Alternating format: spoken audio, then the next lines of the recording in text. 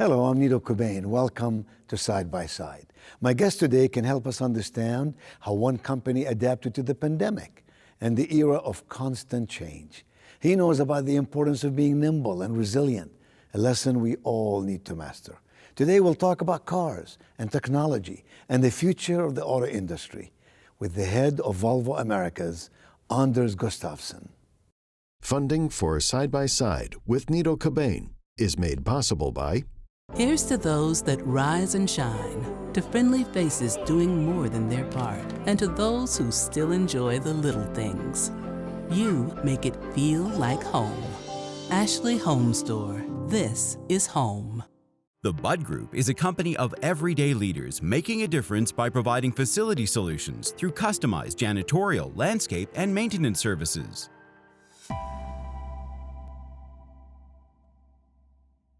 Coca-Cola Consolidated is honored to make and serve 300 brands and flavors locally.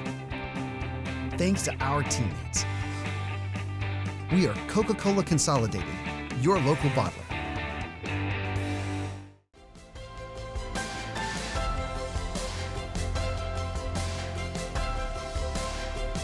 Anders, welcome to Side by Side. I have been very interested in the transformation, evolution, growth of the automotive industry, how it affects us here in the United States.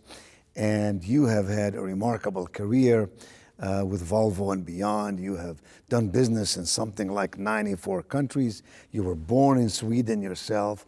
Now you live in New York. And you're the president and CEO of Volvo Americas. And so I want to talk to you about the electrification of cars. I want to talk to you about the future of the automotive industry, how you have taken certain parts of America, in South Carolina and hopefully sometime in North Carolina, where you brought your business, where you've looked for workforce, and you built significant manufacturing facilities. Let's first begin with you. You were born in Sweden. Correct. Lovely country. It is a democratic country. It is. With a king and a prime minister. Yeah. Tell us something about Sweden. What's the population? What is unique about Sweden and Swedes? Small country, 10 million. I would say it's a safe country, if I use that word. We love nature. Everything is open for everyone to visit, lakes, forests, and so on and so on. The most famous companies, of course, Volvo Cars and Volvo Trucks, and then we are well known for Spotify, Ericsson, IKEA, ABBA. Then, of course, if you're into sports, I need 30 extra minutes to tell you about all the successful... Is soccer the most, you call it football? Ice hockey. Ice hockey. But soccer too. Yes. So you just mentioned Volvo and Volvo Trucks. These are two separate companies that came from the same place? Yeah, born together, developed by 2 or 3 engineers. And then 20 years ago, the company decided to split up the operation, and Ford bought the car business. Ford Motor Company? Yes. Bought the truck business? The car business. Yes. Yeah. I see. And then they sold the operation 10 years ago. And now you both companies did an IPO. They're both public companies. Yes. Listed on New York Stock Exchange? Stockholm for Volvo Cars. I see. And different for Volvo Trucks. I see. How can a small country like Sweden with 10 million people give birth to such international companies? First of all, it's very dark in Sweden. It's cold. We normally say it's warm inside and dark outside. Yeah. We work hard. Extremely hard. It's a culture, it's in the DNA. Yeah, it is. And also we have a consensus way of running things. We are quite slow in the beginning to find a consensus of what we're supposed to execute, and then we are extremely fast. Yeah. How does that work? When you say consensus, you mean there is no hierarchy of management? I would say we have hierarchy, but Swedes are normally very humble. And hierarchy, it's not so important for us. The most important thing is that our colleagues understand what they're supposed to achieve. They need to believe, and it's a very purpose-driven leadership style.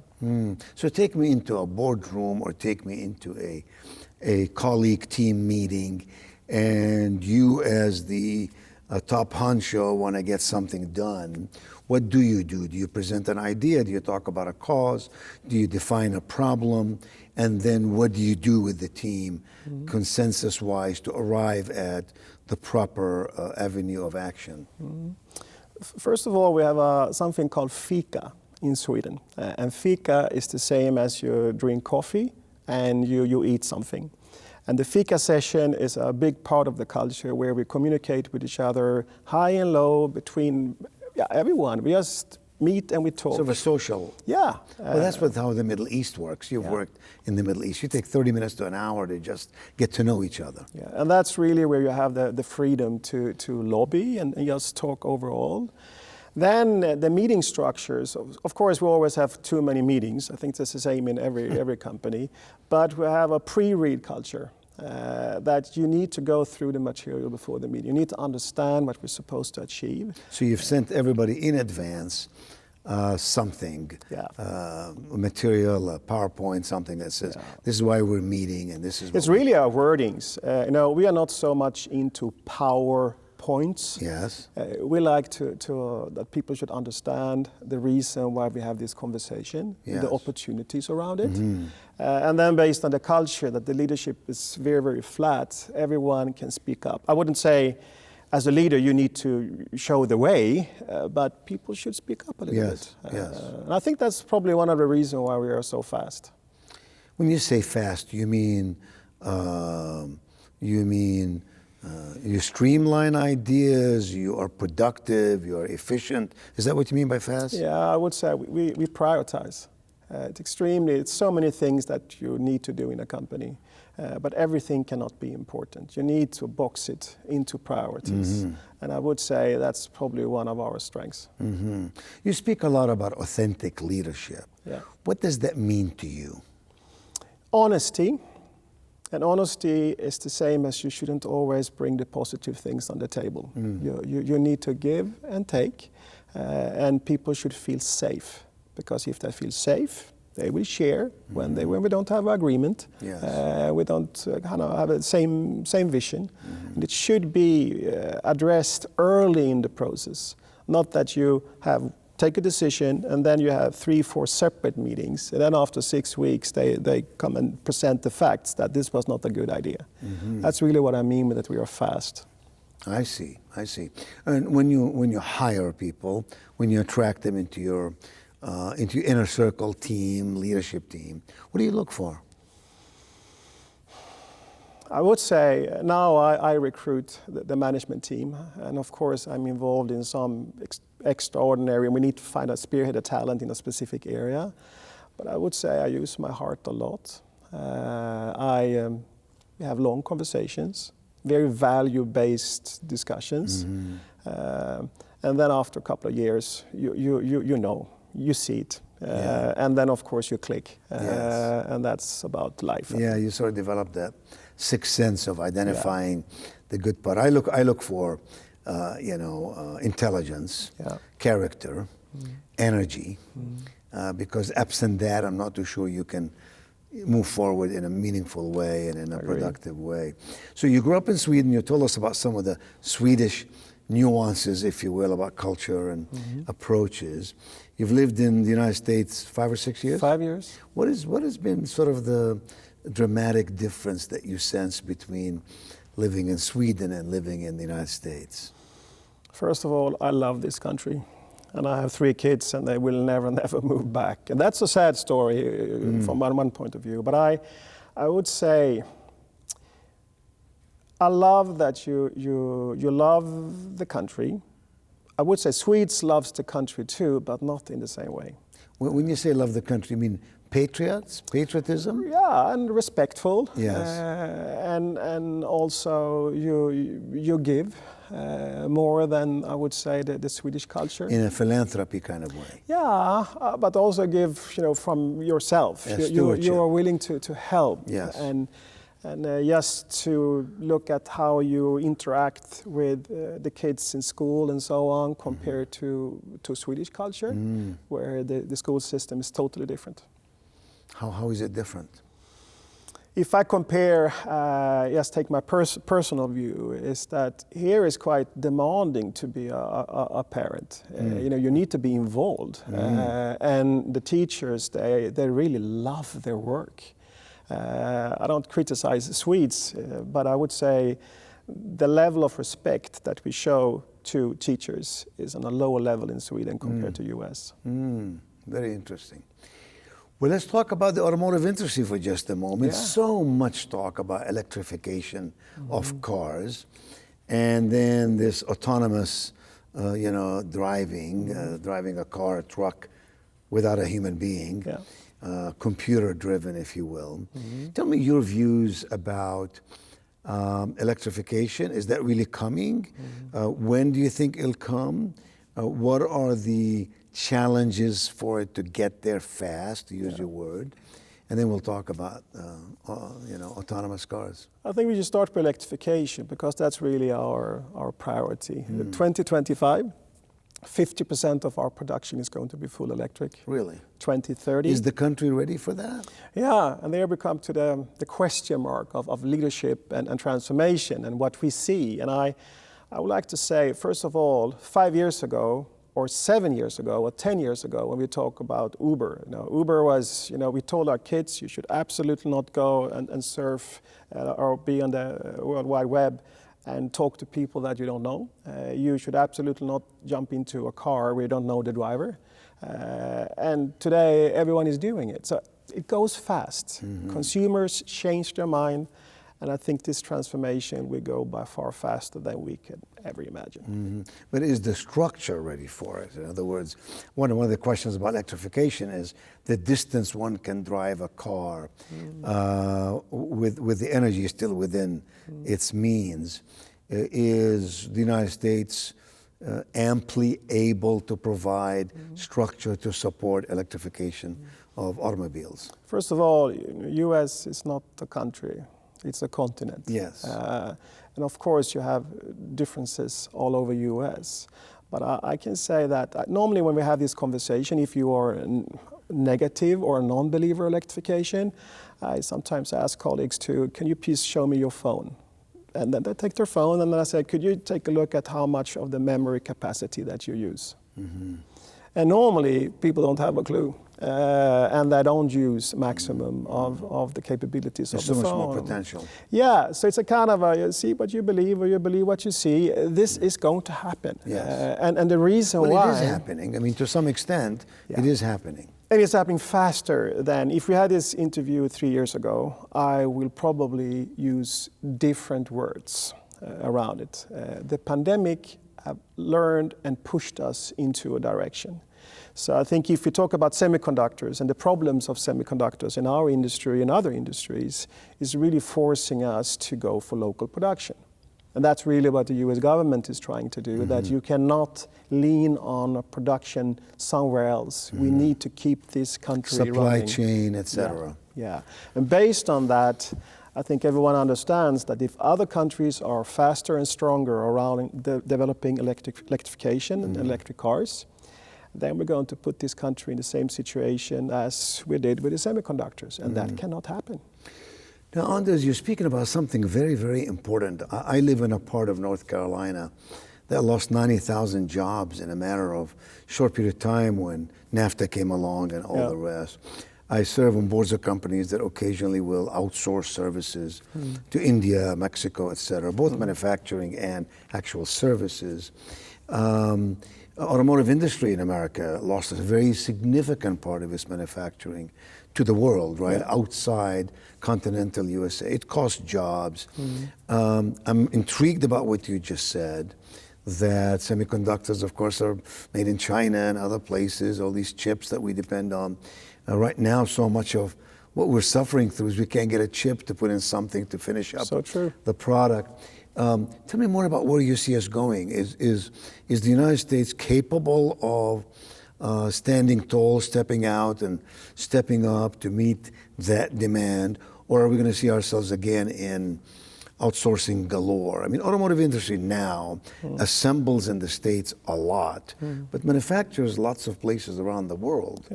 And I'd be intrigued to know how Volvo does it in the US, and your view about the future of outsourcing versus manufacture in the USA. First of all, the competition is good. We're getting better. It's good for the customer. Yeah, everyone is getting better. You need to have, the freedom of trade is extremely important for every company because you need to get better and you need to work with your cost structure.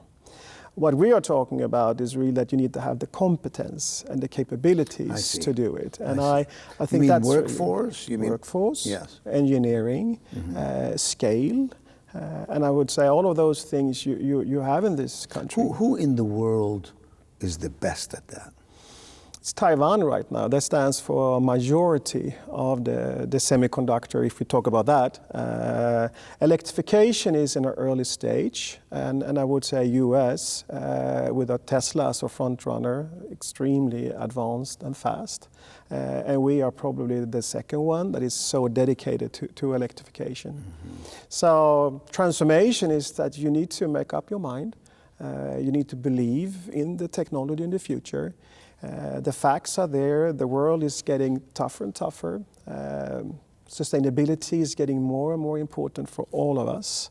Therefore, electrification is a part of that solution, even if it's going to take many, many years. When a company like Volvo Americas or Volvo worldwide dedicates significant resources, both on the human side and on the fiscal side, how do you allocate such resources that you know that you're not going to get return investment in the near future? And yet you're a public company and you want your market cap, your EPS, your earnings per share, your price of shares, your institutional investors are all watching the performance and betting on the come. But what I'm intrigued as the head guy, how do you sell that? And how do you monitor that? And how do you satisfy your investors? First of all, you need to stop doing some things to be fast into transformation. You cannot do exactly what you did before and just add on and add on and add on, because then the R&D cost will be sky high. Yes. Research and development goes out of control. And I would say the investors, I wouldn't say that they are smarter than we are, absolutely not. But I would say if we don't invest in the future, the return will not come. We cannot stand still. That's the worst thing you can do. Yes, but it's proportionate. It is, speed can never compensate wrong direction, but I would say, based on the facts, that if you just enjoy your electric car for one day, you will not turn back. Then you have question marks around where you can charge it, the infrastructure of charging, but based on the decision from this beautiful country, you need to have charging capabilities, because if you don't have charging capabilities, you will not be able to push manufacturers to develop electric cars. And if you don't produce electric cars, the battery development will not be executed in US. And then they will do it somewhere else, and then we are behind again. I see. So that's the kind of philosophy. So feeding and evolving the electrification of cars is not just a nice thing for comfort and consumer demand. It has amplified reasons that can impact the economy itself, for example. And I would say, based on my answer, this is a continent. All software engineers, or a majority of the software engineers 5 years ago, they were located on the West Coast. And we know the cost is 2-3 times higher. Loyalty is 2 years, 7 months. They work for themselves, not for the company. It's a different market. And now in the pandemic, we have decided, based on that we need to be fast, that we can scale it and move the competence all over this beautiful country. And that will help to grow this country in a faster way. Yeah. Enhance and increase GDP, which is what we need at all times. We talked about briefly the autonomous driving. Is that the right term for it? Yeah. Do you see, we'll talk about electrification, where does autonomous driving comes in? When might we see it? What are the things that are keeping it from moving fast? I've seen a lot of programs on autonomous truck driving, where the computer does it all. maybe there's somebody else in the cabin, just as a second set of eyes. Sounds scary to me, I have to tell you. So tell me, give me your point of view. First of all, Volvo cars, everything is about safety. We invented a safety belt and we gave it for free, the technology. Volvo invented the safety belt. The safety belt? Yeah. I didn't know that. And then we didn't sign a patent on it, so it's free for everyone to use. Was that on purpose? You didn't do a patent? No, it's the culture. Or someone just forgot what to do? No, absolutely not. Really, 3 years ago, we did the same with all our safety development and all the knowledge we have around safety related to women and pregnant women. It's free for all manufacturers to take a copy. Tell me why you do that. Because life is important. If you have something that can save lives, why? Share it. Doesn't matter. If other cars are getting safer, that's good for all of us. And of course, it builds our brand. But in the beginning, it was just share it. And I think that's the great with the culture we have in the company. So what is keeping us from having autonomous cars? First of all, we will never launch that if we don't know it's 100% safe. Yes. And it takes time to develop. And we take the customer in steps. Now we have, pilot assist, where the car will help you and guide you. Yes, like parking the car, etc. Yes, and that's the kind of a first step. Yes. And that's the same with electrification, that you normally start with a hybrid. And then you learn to charge, use that maybe 15% of the time, and so on and so on. So your view on how you can use the technology is getting easier for you to understand. So it's all dependent on technology, right? It's a computer-based sensors. Programming. But what happens with the structure itself? I mean, the car is one thing, but I would think that the way the roads are done, the way the stop signs are made, the way the mapping of the country is done. All of these must be in sync. Where are we in that process as a continent, to use your word? Are we at the 20 percentile, 30 percentile? Where are we? We have a lot of great companies in US that is extremely good at this from a camera sensor point of view. And then we have, of course, Volvo's competence as a base. We work with a company called Luminar, and they are helping us with developing the sensors that we need.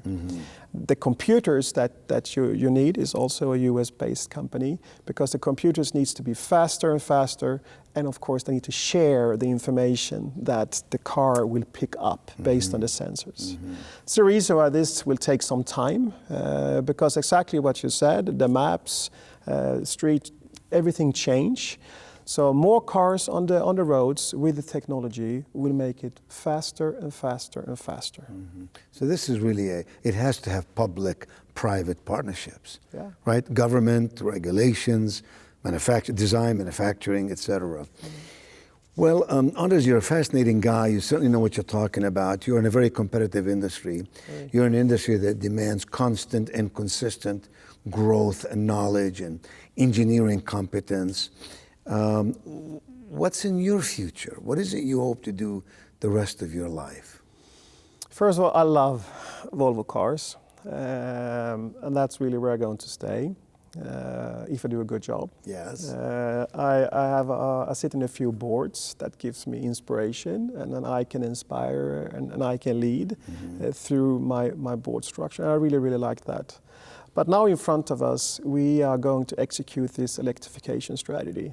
You're serious about it? Yeah. It's the kind of that's 95% of my time. Yeah, 95%? Yeah. So this is a top priority for Volvo? Yes. Are you equal to others in the competitive sphere, or are you ahead of them?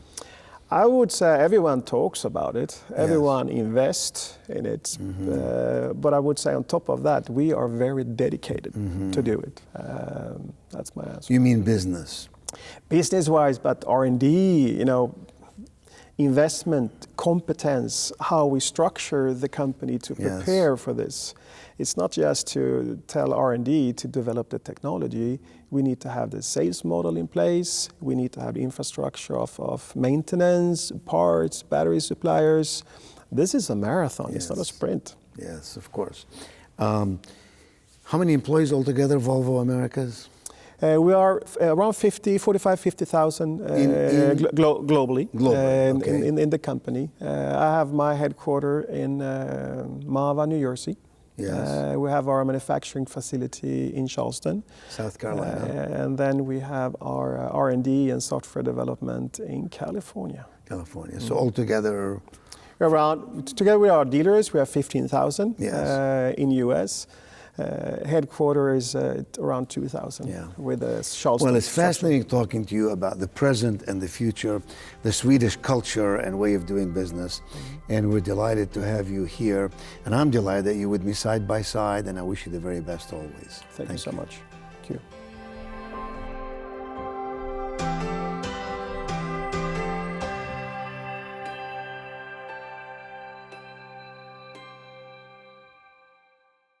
Funding for Side by Side with Nido Cobain is made possible by Here's to those that rise and shine, to friendly faces doing more than their part, and to those who still enjoy the little things. You make it feel like home. Ashley Home Store. This is home. The Bud Group is a company of everyday leaders making a difference by providing facility solutions through customized janitorial, landscape, and maintenance services.